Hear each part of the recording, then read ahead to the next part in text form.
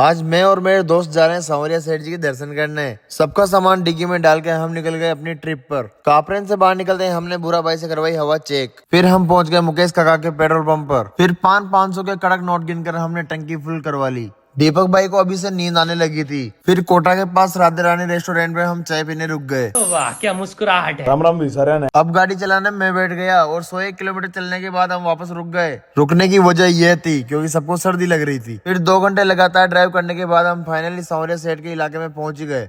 अब गाड़ी को पार्किंग में खड़ा करके हमने लगाया जयकारा, जय सांवरिया सेठ। और यहाँ भी हमको सर्दी भगाने का जुगाड़ मिल ही गया। अब हमने खाए गर्मा गर्म पोहे, जिनका टेस्ट वाकई में बहुत बढ़िया था। फिर हमने 20 रुपए की वैल्यू वाली मैगी खाई पूरे 80 रुपए में। क्या बात कर रहे हैं? फिर हमने नहाने धोने के लिए एक रूम ले लिया। इतनी खुशी मुझे। फिर हम सारे भाई बारी बारी नहा धोकर तैयार हो गए। अब हम सारे भाई निकल चुके थे सांवरिया सेठ जी के दर्शन करने के लिए। बोल सांवरिया सेठ की जय। फिर हम सारे भाइयों ने एक ग्रुप फोटो लिया, उसके बाद लिया प्रसाद।